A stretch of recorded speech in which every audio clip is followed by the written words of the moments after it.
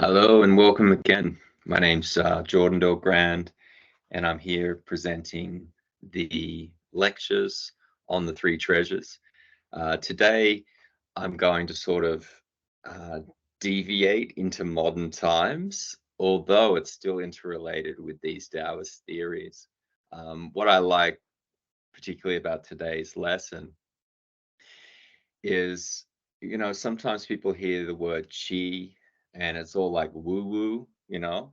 Um, and so it's great to sort of bring that back into scientific terms because that's all pretty much accepted today, right? Um, but if you went back 200 years ago and used the scientific terms and things that we have today, people would think that's woo woo. They would think your mobile device and how it communicates across the internet and you can make telephone and video calls is magic. But it's not, it's just high technology. And what I think about these Taoist inner arts or Taoist yoga or Neigong, these are high technology arts. And they didn't have the sciences we have today to express what phenomena they were describing. So they described it in their own way. And because we're of a different time period, different culture, when we read it, we don't understand what's going on.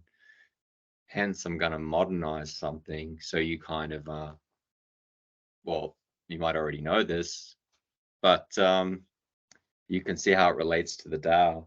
And I'm also curious, I'm not sure if a lot of people do know this, or if they did learn it at school, I didn't realize how important it was because they were just sort of like trying to memorize things for a test. So I've titled this the Gateway Tapes. So if you haven't heard of this, there is uh, a group that is still around today, and they allow for greater meditative states and broadening your consciousness or heightening your consciousness and expanded consciousness. In order to do this, they use what's called like a hollow sync technology. You would have heard of this with like binaural beats and so forth. If you don't know how it works, they simply want to entrain the brain and say, let's say you needed to get to like four hertz, 4 to 5 hertz, like which is in resonance with the planet, which we'll get to. You can play 100 hertz in the left ear and 104, 4.7 hertz in the right ear, and in a sense, they cancel themselves out. You can't consciously hear it, but the brain interprets that 4.7 hertz and starts entraining itself into that. It's much like if I have two tuning forks, if I hit one tuning fork and it resonates, the other will start resonating as well and vibrating of that same frequency. So notice the vibration is a frequency, and this is that sine wave of action and rest that we were speaking of before, the yin and the yang. Okay. And so, yeah, he cleverly found out a way to get people into these states much quicker than saying doing 10 years of sitting Zen meditation. They use a number of techniques to do this. I'm not going to get into it. I could probably do another video later. Um, but the paper is up on the CIA website where they've done an investigation of these tapes to see if they could use it for psychological warfare slash protection. Now, in that paper that's written, in order to present something, say, back into the CIA, you can't just present woo-woo. You needed something grounded in science. And what they've taken, even though the tapes are by a different gentleman who had uh, out-of-body experiences and then related that back to create this technology because he was involved with, I think he was involved with radio technology, and hence he knew sound, and then this led to producing sounds that can get you into these states. There's another gentleman here called Ishtak Bentov. I'm going to put the book up here. It's called Stalking the Wild Pendulum. And the CIA paper is pretty much this book, just so you know. All right. Um, and explains all of the physiological phenomena that is occurring, which most likely is resulting into the conscious experience people are having when they go into what's called a meditative state and have what could be seen as spiritual experiences. Now, with that, we were talking yesterday about the three powers of heaven, man, and earth. And I was expressing these from, what you read today in Taoist texts and teachers who speak about it. But I want to show a different perspective, and it's the same thing. So, what we have here is Bentov is describing um, the electromagnetic and electrostatic fields making up and shaping our bodies. These are relatively strong and serve to hold our atoms and molecules together. Now, they weaken as we move outside our bodies. We are surrounded and permeated by several fields. So, before I get into these fields, what he's saying there is when we look at ourselves or touch our physical body, it feels solid. It's like that's a solid thing there.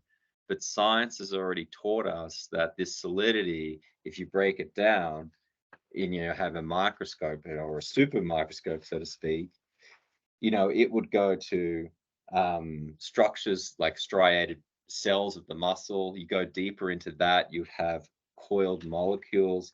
You go deeper into that, you would have structured atoms. And then when you go into the atom, they say there's a neutron, proton in the middle, and an electron circling around it. Well, there's a 10,000 degree distance between the proton, neutron, and the electron. So, for example, a baseball in a baseball field, and then you have the stadium that goes all around it, is probably a good example of the distance between those two. So, it's mostly made up of nothing. And then, if you look deeper into what the proton or neutron are, you will find they are just a vibration or energy, a wave, right? So as we look deeper, we're made up of what's like a nothingness, an emptiness, they would say, the wu, the emptiness in Taoism, or they'd say change or so forth in Confucianism. Buddhism says emptiness, but it's all the same thing. It's even how we describe energy. How do you describe energy, right? It's a type of energy, but it's empty. It changes, right? There's no solidity to it. So we're talking about that aspect. And we all know, or we should know by now, that our body is made up of energy and it generates an energetic field. And that field is actually a lot stronger the closer you are to your body, and it dissipates the further you go out. He has instruments to measure these because it's an electromagnetic field. In Qigong, you palpate your hands and you have the Lao Gong points. And when they become sensitized, you can feel that. So at first, I never felt this, but eventually I realized, there's more of a charge and you need to have the vitality within you, and you sense it even greater than previously. And qigong exercise and sensitization closer to my body, and it dissipates out, just as if I were to palpate people and get closer or further away from them. So, and rather than me going, oh, is this woo woo type um chi that's going on? No, it's an electromagnetic field, right? You're sensing an electromagnetic field, which is great because you know that it's just the opposites, like a north and south, right? That generate um, that field. Now, I want to, what's that word? Is it further? I don't want to get too much into this book. That's cool. We'll keep going. Now, this is something else that's really cool. I'm going to bring the picture up. Sorry, it's all backwards when I do it. I was speaking of this yesterday, and then I read it this last night. It reminded me. So we have the capacitor, you see, positive and negative. It generates an electric field. If you have a look at the top of our head and our feet, we act as a capacitor, just so you know. But so Bahoy and Hu Yin that I was describing. In addition, with the Earth, we have the ionosphere up the top, and we have the Earth itself. Okay, so the Earth is generating a negative charge, and the ionosphere is generating a positive charge, and we're in the midst of that. Like, so there's this electromagnetic field between the Earth itself and up to the ionosphere. We're in the midst of it, and where he's stating is around 400 volts. And we are, just like the Matrix, the movie, we are a battery. Our body is a battery, and it's generating this charge. And because of that, you can have many influences that are occurring on your body. And I think it's fantastic that 3,000, 5,000 years ago, the ancients picked up on this. Now, they might have not used the word electromagnetic, um, and they may have said chi, but there are multiple types of chi. There's not just one type of chi, there's many different types. So there's a good chance they did like dissect it and describe it. But I'm English speaking, and so let's go through the things that impact your chi field, your bioelectric field, and we have the so-called isoelectric static field of the planet, which is the ionosphere, the electrostatic fields created by our bodies, magnetic field of the Earth, we know that, right? North and South Pole, it generates a magnetic field. The electromagnetic field, right, which has a very wide spectrum ranging from the very low wave caused by disturbances in the atmosphere through the spectrum of the visible light and into the ultraviolet and higher frequency radiation. That's something else. Our senses can only go so far. So our eyes can only see so far into this light spectrum. People who can relax their eyes and see beyond the spectrum can actually see into some of these energies. And hence they say, I see auras. And what Bentov's done really well is instead of having, cookie dukes over there speaking about something, who may be legit, by the way, and then you have others who just aren't, and then you have skeptics who call out the ones that aren't and just ridicule them. And by all means, they should, because it's garbage, right? They're just making stuff up. Clearly, the skeptic is based on science and mathematics and so forth. Um, and I think when I see people do things on TV, it's all ridiculous. But I do not think the electromagnetic field's ridiculous. And I do not think seeing into the spectrum of light and seeing other colors or energies is ridiculous either, because I can do it, right? Maybe when I couldn't do it, I'll be like, nah. All right. Now, the other is the gravitational fields of the Earth, the moon, and the neighboring planets and the sun.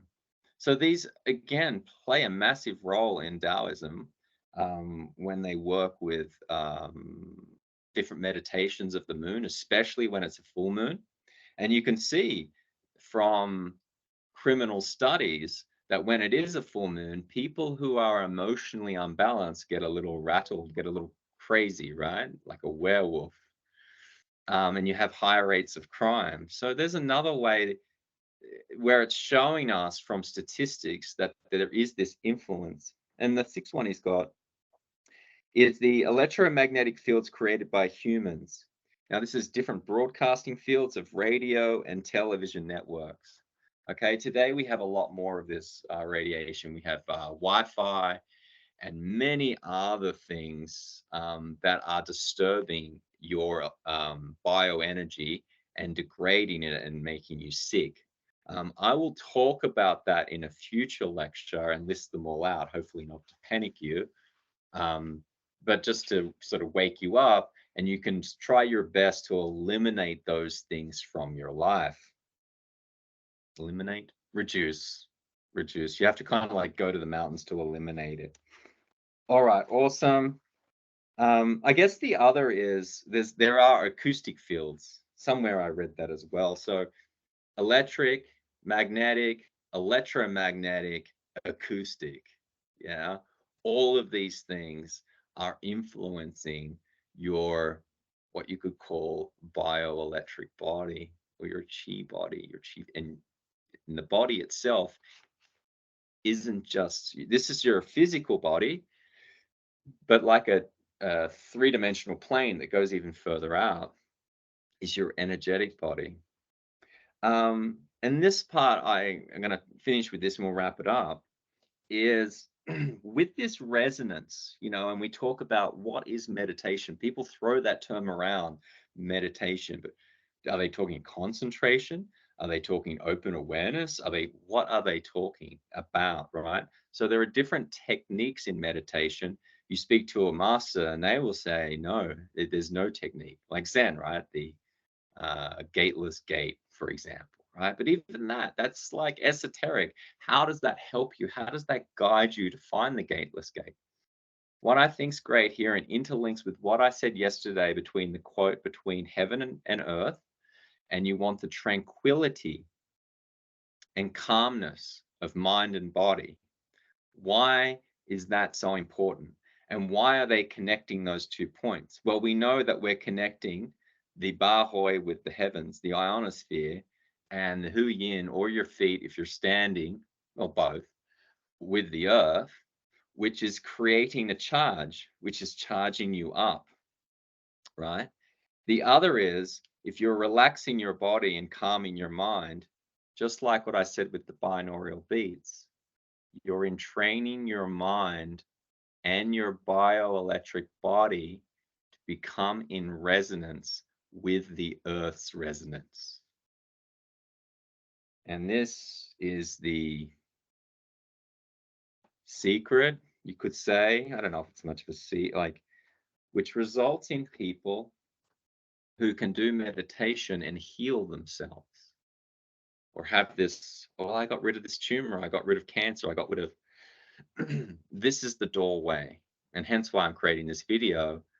Because I think it would be very difficult with the things I've said here to have a rebuttal to them and say they were crazy. They're I think I've pretty much laid out those pieces, and I'm talking about electromagnetic fields. All right. That is the update for here, and it's sorry, I'm trying to do these short because I know people's attention these days isn't so long. But for those who listen and stay to the end, thank you very much. Um, you will get the benefits of this where I keep pointing that, for example, in Silnan Tao, what can be called, small thought or the little idea, when you're practicing this form, a key meditative technique of it is that you're placing yourself in resonance with the planet.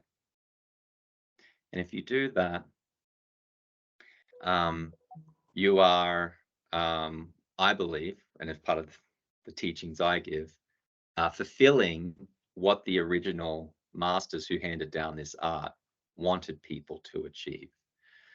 All right. Thank you for your time, and I'll catch you on the next lecture. Bye for now.